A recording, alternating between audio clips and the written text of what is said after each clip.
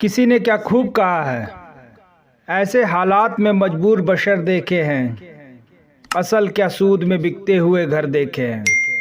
हमने देखा है वजादार घरानों का जवाल, हमने सड़कों पे कई साहजफर देखे हैं। हेलो दोस्तों, मैं हूं आपका दोस्त और होस्ट अतुल आर्यन और स्वागत करता हूं आपके अपने चैनल स्टार विद्यापीठ में। दोस्तों, आज मैं लेकर आ गया हूं पुराणों के जानिब से एक कहानी जो आपको सोचने पर मजबूर कर देगी। तो चलिए शुरू करते हैं। दोषी कौन का भाग प्रथम। एक समय की बात है, एक प्रतापी राजा था। उसने अपने राजमहल में ब्राह्मणों के भोजन का आयोजन किया और यह आयोजन उसने अपने बाग बगीचे वाले स्थान पर रखा था। इसलिए रसोइया भी उसी स्थान पर जाकर भोजन पका रहा था। उसी समय आकाश से एक चील आया।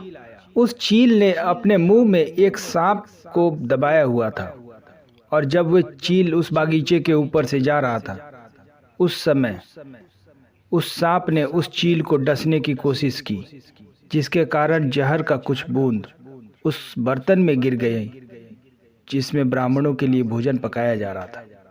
लेकिन वह रसोइया इस बात से अनजान था कि जहर की बूंदें इस बर्तन में गिर गई हैं।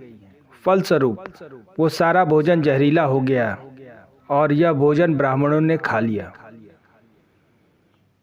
तो जहरीले भोजन करने के कारण सभी ब्राह्मणों की मृत्यु हो गई और एक साथ इतने ब्राह्मणों की मृत्यु हो जाना कोई अच्छी बात नहीं थी और यह तो घोर पाप हुआ। अब भगवान के सामने यह प्रश्न उठा कि इस पाप की सजा किसको दी जाए। उस राजा को जिसने इस भोजन का आयोजन किया था, लेकिन उसे तो इस बात का पता ही नहीं था, या उस रसोइये को जिसने वो भोजन बनाया था परंतु वो भी इस बात से अनभिज्ञ था यह भोजन जहरीला हो गया है। तो क्या सजा उस चील को दी जाए जो उस सर्प को लेकर जा रहा था वहां से, या फिर सजा उस सर्प को दी जाए जिसने आत्मरक्षा के लिए उस जहर को उगला था। यह बड़े असमंजस की स्थिति बन गई थी। आखिर इतने बड़े घोर पाप की सजा किसको दी जाए।